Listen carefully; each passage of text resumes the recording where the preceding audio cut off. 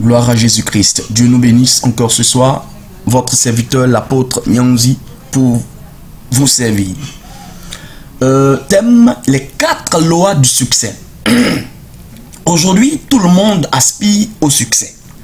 Le succès dans le mariage, au succès dans le ministère, au succès dans les affaires, au succès financier, etc. Malheureusement, beaucoup d'entre nous n'accumulent que des échecs qu'ils n'ont pas désirés. Échec dans le ministère, échec dans le mariage, échec dans les études, etc. L'une des raisons de ces échecs pourrait être parce que nous ignorons que le succès obéit à des lois. C'est donc pour cela que notre message de ce jour se focalisera sur 4 de ces lois qui sont fondamentales selon nous. Pour aboutir au succès, d'où notre thème, les 4 lois du succès. Nous découvrons ces lois dans Jérémie 17, verset 10. Moi, l'Éternel, j'examine les cœurs, je sonde les reins pour rendre à chacun selon ses voies, selon le fruit de tes agissements. Bien-aimés, ces 4 lois sont les suivantes. Premièrement, la loi de l'action. Deuxièmement, la loi qui s'applique à nos moyens. Troisièmement, la loi de nos choix ou la loi des priorités. Et enfin, la loi qui s'applique à l'état de notre cœur. Gloire à Jésus-Christ de Nazareth. Donc voici ces 4 lois qui conduisent absolument au succès. Et ces 4 lois nous sont révélées par le Seigneur à travers Jérémie chapitre 17, le verset 10. Nous allons commencer avec la première, la loi de l'action. Et pour cela, nous allons nous référer bien sûr à notre texte de base, Jérémie 17, verset 10. Il dit, moi l'Éternel, j'examine les cœurs, je sonde les reins pour rendre à chacun selon ses voies, selon le fruit de tes agissements. Ou dans certains contextes, on dit selon le fruit de tes œuvres.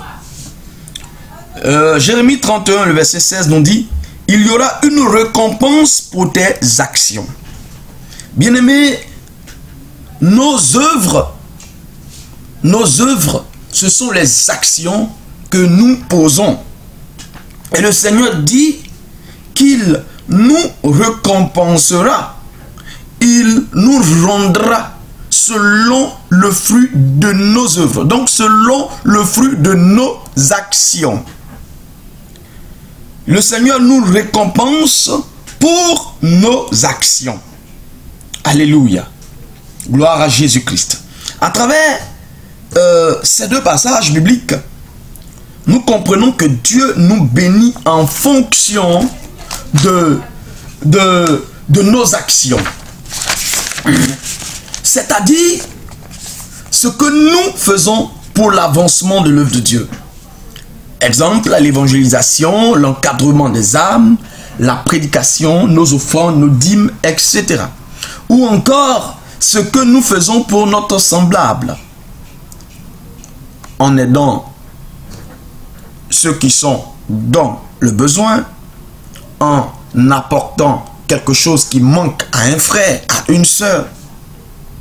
Gloire à Jésus-Christ. Dieu nous bénit ou Dieu nous récompense en fonction de nos actions. Toute personne qui s'attend à des résultats dans la vie doit absolument poser des actions.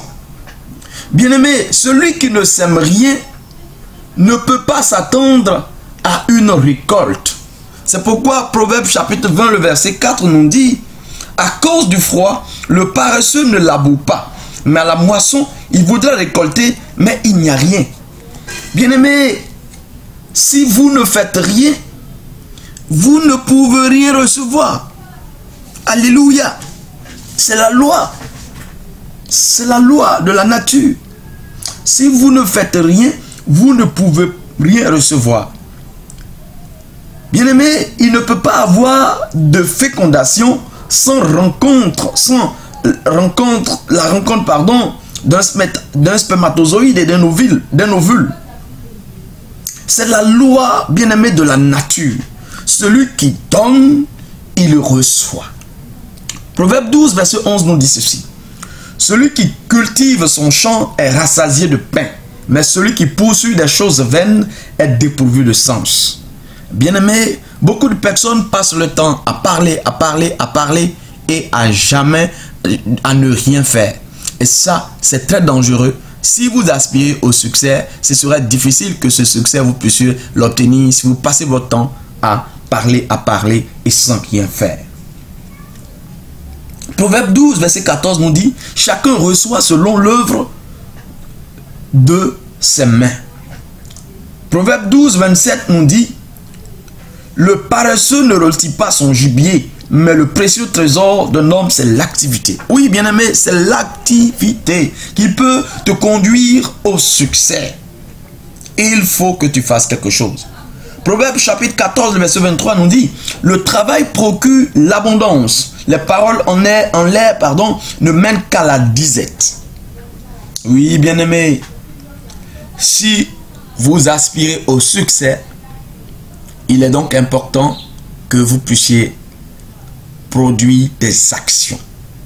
Vous ne pouvez pas outrepasser la loi de l'action et arriver au succès. Tous ceux qui ont réussi, tous ceux qui ont connu des succès dans n'importe quel domaine que ce soit, c'est des gens qui ont travaillé. Bien-aimés, de belles idées sans action ou sans concrétisation restent toujours de belles idées, ni plus ni moins. C'est pourquoi, après avoir exposé ces belles idées, il faut se mettre à l'action pour les transformer en exploits. Il ne peut pas avoir de succès sans action. Oui, bien-aimé. La Bible dit qu'un peut croiser les bras pour regarder que la pauvreté te surprendra comme un rôdeur et la disette comme un homme en armes. Bien-aimé, pour arriver au succès, il faut prier le Seigneur Jésus tous les jours. Et il faut associer quelquefois nos prières aux jeûnes.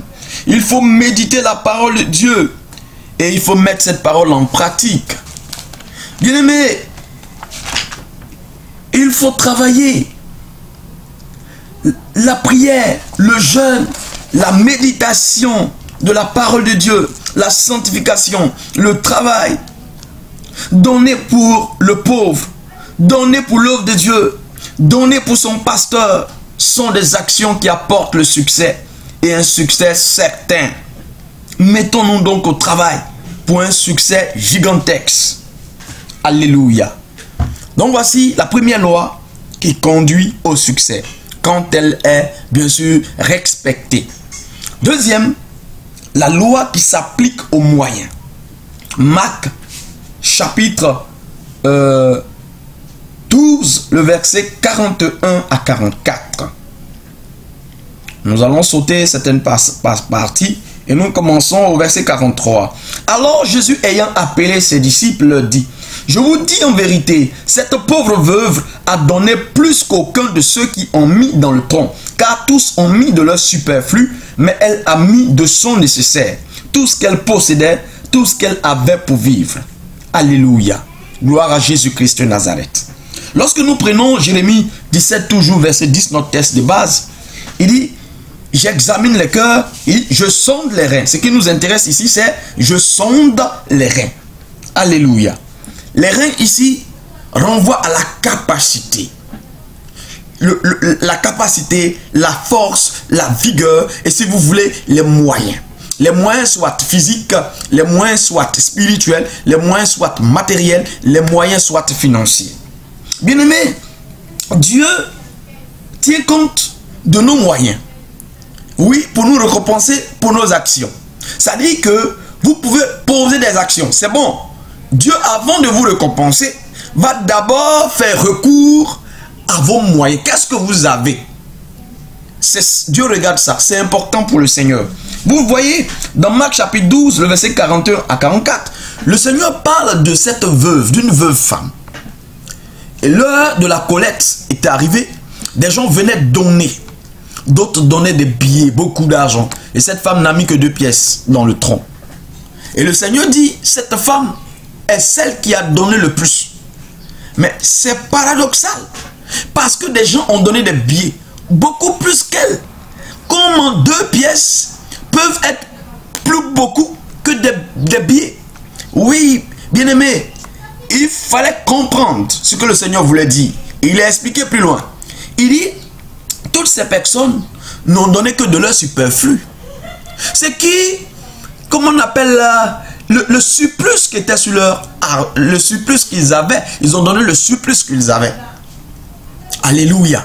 Ils ont donné le surplus.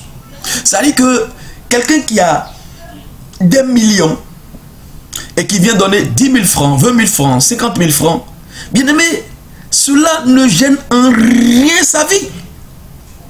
Il dit, cette femme a donné le plus parce que elle a donné le nécessaire. Tout ce qu'elle possédait, tout ce qu'elle avait pour vivre. Alléluia. Gloire à Jésus-Christ de Nazareth. Donc, bien-aimé, Dieu ne juge pas en fonction de ce que tu donnes. Dieu juge en fonction de ce que tu as. Donc, Dieu ne juge pas en fonction de ce que tu donnes seulement. Il juge en fonction de ce que tu donnes et aussi en fonction de ce que tu as. Il tient compte de ces 2 paramètres avant de te bénir. Gloire à Jésus. Donc, comme je disais, Dieu ne regarde pas seulement aux actions que vous posez pour vous bénir. Il tiendra aussi compte de vos capacités, de vos moyens, de votre rang dans la maison de Dieu ou dans la vie.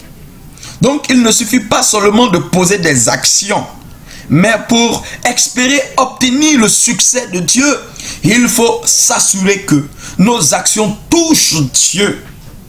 La Bible dit que celui qui sème peu récolte peu. Celui qui sème en abondance récolte en abondance. Bien-aimés, vous ne pouvez pas vous attendre à de grandes choses de la part du Seigneur si vous n'êtes pas prêt à faire des sacrifices. Bien-aimé, tu donnes peu, tu reçois peu. C'est cela, c'est très clair, bien-aimé. Et là, sachant que Dieu nous récompense en fonction de nos moyens. Bien-aimé, si vous êtes quelqu'un qui est au chômage, qui ne fait rien, et chaque fois que il y a des besoins dans l'église, vous participez, vous apportez votre contribution, vous posez des actes pour régler, solutionner les problèmes de l'église en apportant ce que vous avez. Et quelquefois, pratiquement tout ce que vous avez. Et il y a quelqu'un à côté qui est directeur de société, qui a beaucoup de privilèges et qui donne les mêmes montants que vous. Oui. J'irai encore plus loin pour vous permettre de comprendre. Quelqu'un qui a un salaire du million et qui donne 50 000, qui fait une promesse de 50 000 pour l'avancement de l'œuvre de Dieu et qui donne. Et à côté, quelqu'un qui a un salaire de 50 000 et qui fait une promesse de 50 000 et qui donne. Bien aimé, on dira que celui qui a un salaire de 50 000 a plus donné que celui qui a un salaire de 1 million. Pourtant, ils ont tous donné les mêmes montants. Oui, ça s'explique, bien aimé. Parce que celui qui a donné 50 000 or qui a un salaire de 1 million, cela ne le dérange aucunement. Cela n'a pas une véritable influence sur sa vie. Or, cependant, quelqu'un qui a un salaire de 50 000 qui n'a aucune autre activité à côté et qui peut donner 50 000, cela prouve qu'il aime véritablement le Seigneur. Et cela prouve que c'est un effort surhumain que cette personne fait pour pouvoir contribuer à l'avancement de l'œuvre de Dieu. Et donc, bien-aimés, ne nous étonnons pas que une telle personne soit plus bénie que celui qui a un salaire du million. C'est cela, bien-aimés. Donc, Dieu tient compte de nos moyens. Il tient compte d'abord de nos actions, bien sûr. En plus de cela, il va regarder encore à nos moyens. La poche de celui qui donne compte pour que Dieu puisse te récompenser cette personne pour ses actions. Alléluia. Et donc, après la deuxième loi, nous allons à la troisième. La loi qui s'applique à nos choix ou aussi appelée loi des priorités. La loi qui s'applique à nos choix, ou aussi appelée la loi des priorités. Alléluia. Jérémie chapitre 17, le verset 10 toujours, il dit, j'examine les cœurs, moi l'Éternel, j'examine les cœurs, je sonde les reins, pour rendre à chacun selon ses voies. Dieu nous récompense aussi selon nos voies, donc selon nos choix. J'ai coutume de dire que nos choix d'aujourd'hui déterminent notre vie de demain. Beaucoup n'obtiennent pas le succès parce qu'ils ne font pas de bons choix. On parle aussi de la loi des priorités. Nous avons beaucoup de choses à faire. C'est vrai que toutes ces choses, quelquefois, peuvent être bonnes et utiles pour le Seigneur.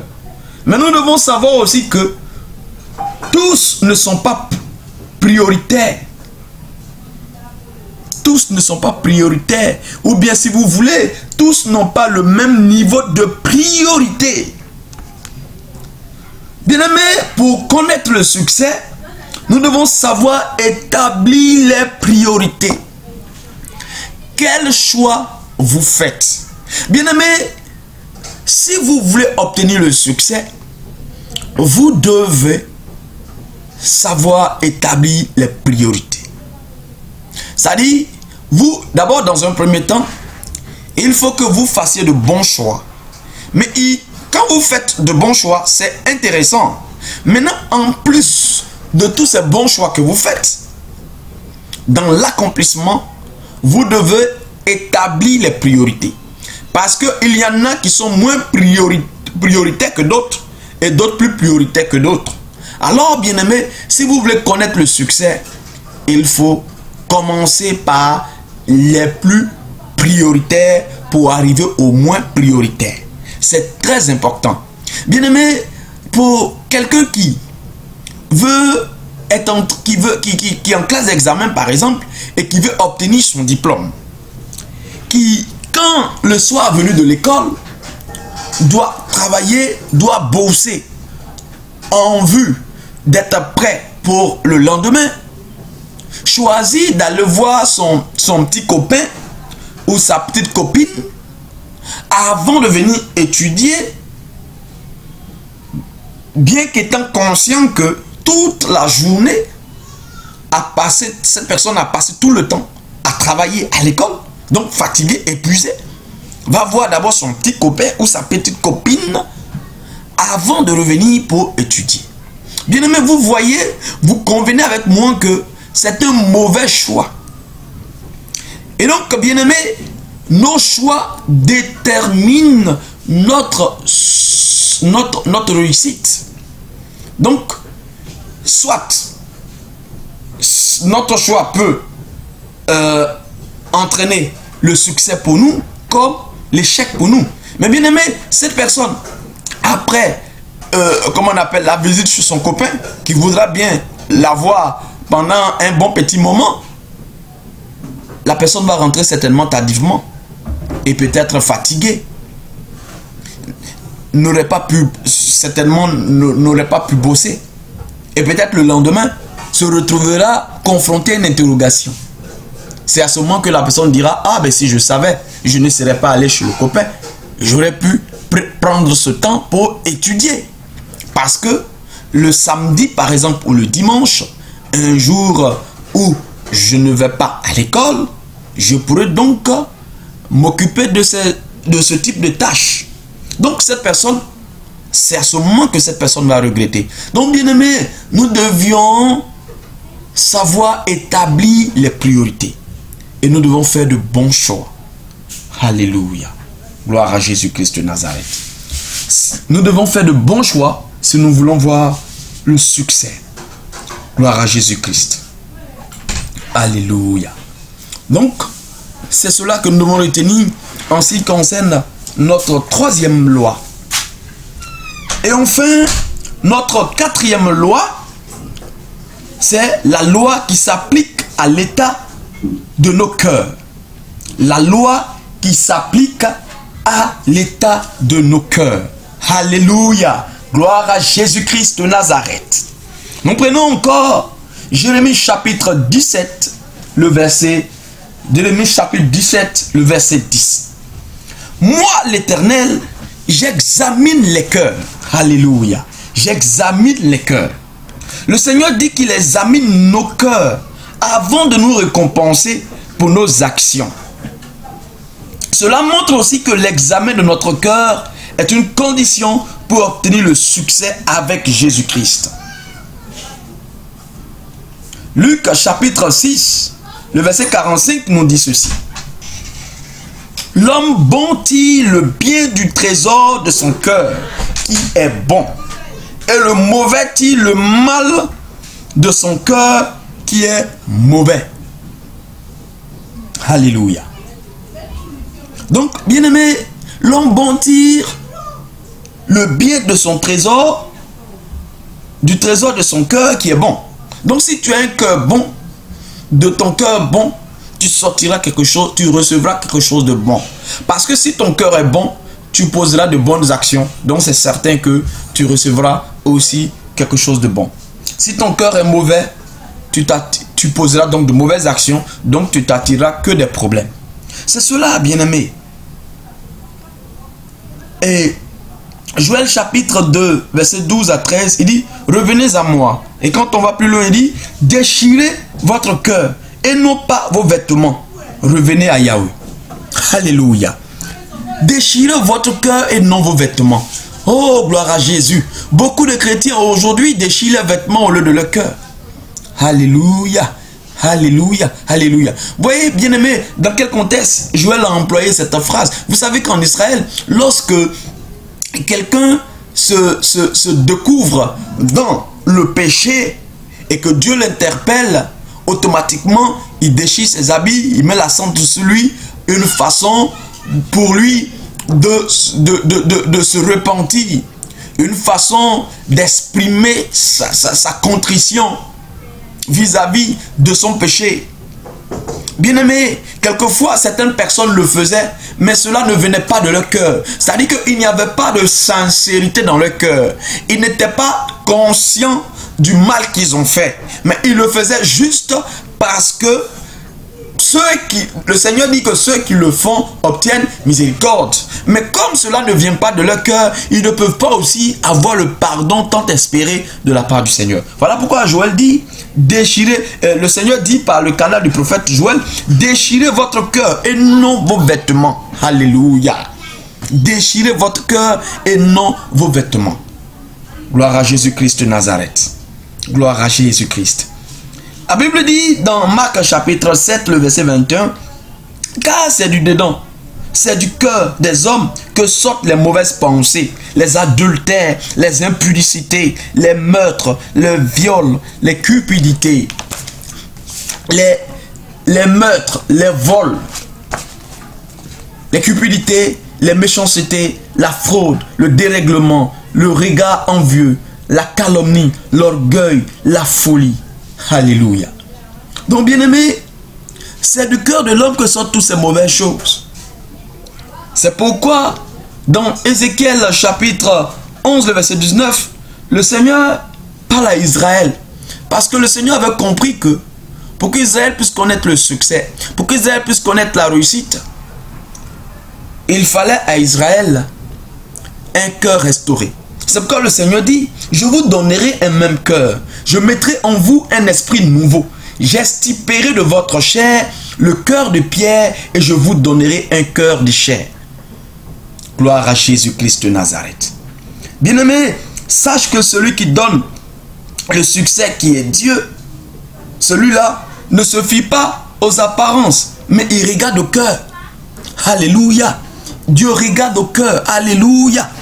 Avec quel cœur tu accomplis ces choses? Bien-aimé, il dit, je suis l'Éternel qui examine les cœurs pour rendre à chacun selon le fruit de ses œuvres. C'est-à-dire qu'avant de te récompenser pour ce que tu as fait, il va d'abord aller regarder dans ton cœur pour voir avec quel genre de cœur tu as accompli cet acte. Est-ce avec un cœur d'hypocrite que tu as accompli cet acte? Est-ce avec un cœur méchant que tu as accompli cet acte? Bien-aimé, l'état de ton cœur est important. c'est une loi qu'on ne peut pas outrepasser si on veut obtenir le succès. Parce que c'est Dieu qui donne le succès. Gloire à Jésus-Christ de Nazareth. Dans 1 Samuel 16, le verset 7, la parole de Dieu dit, et l'Éternel dit à Samuel, ne prends point garde à son apparence et à la hauteur de sa taille, car moi je l'ai rejeté. L'Éternel ne considère pas ce que l'homme considère. L'homme regarde à ce qui frappe aux yeux, mais l'Éternel regarde au cœur. Alléluia. L'homme regarde à ce qui frappe aux yeux, mais l'Éternel regarde au cœur. Voilà pourquoi beaucoup de personnes se trompent toujours. Parce qu'ils regardent à ce qui frappe aux yeux, ce qui brille, ce qui a de l'éclat. Mais bien, quelque chose peut briller. Quelque chose peut briller, peut avoir de l'éclat. Et puis à l'intérieur, ça peut être quelque chose de mauvais. C'est pourquoi il y a l'adage populaire dit, tout ce qui brille n'est pas de l'or. Ça peut briller et ça peut ne pas être de l'or. Alléluia. Tout ce qui brille n'est pas de l'or. C'est pourquoi Dieu ne regarde pas l'apparence. Dieu regarde au cœur. Donc pour que Dieu puisse te bénir, il regarde ton cœur. Voilà pourquoi des personnes peuvent être dans la maison de Dieu. Ils peuvent assister à tous les cultes. Ils peuvent assister à tous les moments de prière. Être véritablement engagés pour les choses de Dieu. Donner même de tout le nécessaire pour l'avancement de l'œuvre de Dieu. Ils sont là à chaque fois que le pasteur a besoin d'eux. Ils sont véritablement engagés dans les choses de Dieu. Mais on se rend compte que malgré toutes ces choses, ils n'obtiennent pas de Dieu le succès et la réussite. Ils ne font qu'accumuler les échecs. Alléluia. Et quelquefois, on a tendance à dire, mais Dieu est bizarre. On ne comprend pas Dieu. Pourquoi de telles personnes, des personnes qui aiment véritablement le Seigneur, qui se donnent cœur et joie pour l'œuvre de Dieu, qui font des sacrifices pour le Seigneur, ne peuvent pas connaître le succès et ne font qu'accumuler des échecs. Bien-aimés, ça c'est ce que nous voyons. Ça c'est ce que vous voyez. Vous voyez une personne engagée. Une personne qui démontre son amour pour le Seigneur par ses œuvres, par ses actes. Mais vous ne connaissez pas le cœur de la personne. Alléluia. Parce que bien des personnes font ces choses dans la maison de Dieu, mais leur cœur rempli d'un venin mortel. Leur cœur rempli d'hypocrisie. Parce que bien aimés, ils ne le font pas avec un cœur sincère. Ils le font certainement pour taper dans l'œil de quelqu'un, pour attirer les faveurs de quelqu'un. Ils le font certainement parce que le frère le fait certainement parce qu'il est attiré par une sœur. Ou la sœur le fait parce qu'elle est attirée par le frère. Certaines personnes, c'est pour attirer les regards du pasteur sur leur vie. C'est pour attirer les regards de l'homme de Dieu sur leur vie qu'ils le font. Alors bien aimés, nous avons accusé injustement le Seigneur, quelquefois à cause de ses œuvres.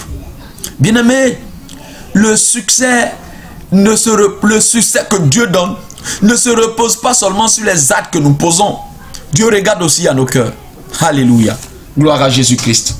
C'est pourquoi, bien-aimés, nous devons prier pour que nos cœurs changent. Que les cœurs de pierre soient transformés en cœurs de chair. Alléluia. Il faut bien que, bien-aimé, aujourd'hui même, toi qui m'entends, tu prennes une décision, une véritable. Parce que tu connais ton cœur, tu sais comment il est. Gloire à Jésus-Christ de Nazareth. Tu sais que tout ce que tu fais, tu ne le fais pas d'un cœur sincère. Tu le fais pour faire plaisir à des personnes. Mais bien-aimé, il faut le faire avec amour. Alléluia. Il faut le faire avec amour et non pour faire plaisir à qui que ce soit. Alléluia. Gloire à Jésus-Christ. Donc voici les 4 lois qui conduisent donc au succès. Donc en conclusion, nous devons donc retenir que tout ce qui arrive dans la vie de l'homme, c'est Dieu qui l'accomplit. Que ce soit le succès ou l'échec. Mais chacun reçoit toujours le fruit ou le résultat de ses actions. Il peut arriver que nos résultats ne soient pas proportionnels à nos actions. Oui, parce que Dieu ne regarde pas seulement, uniquement à nos actions pour nous récompenser. Il tient compte aussi du cœur de celui qui pose l'action. Dieu s'appuie sur le potentiel. Il s'appuie sur le potentiel, les capacités ou les moyens. Moyens soit financiers, matériels, spirituels, dont dispose la personne pour la récompenser. Alléluia. C'est pourquoi on peut donner quelquefois peu et recevoir beaucoup. Ou alors qu'on peut déployer beaucoup d'énergie dans la prière, dans les activités spirituelles et ne rien pouvoir obtenir comme résultat. Ou encore qu'on puisse déployer peu d'énergie ou donc prier peu et obtenir des résultats extraordinaires. Oui, bien-aimés, nous le voyons avec des gens, en tout cas on constate qu'ils ne prient pas assez, ils ne posent pas trop d'actes dans la maison de Dieu, mais ils sont réellement bénis. Parce que, bien-aimés, le peu qu'il fait, il le fait bien avec un cœur sincère. C'est tout à fait normal que Dieu le bénisse, au-delà même de ses espérances. Alléluia. Et enfin, ce qu'il faudrait retenir, c'est que ces 4 lois s'appliquent à tous les domaines de la vie. Donc, si vous voulez le succès dans le mariage, référez-vous à ces 4 lois. Si vous voulez le succès dans le ministère, référez-vous à ces 4 lois. Si vous voulez le succès dans les études, référez-vous à ces 4 lois. Que Dieu nous bénisse et que le succès nous accompagne dans toutes nos entreprises. Alléluia. Amen.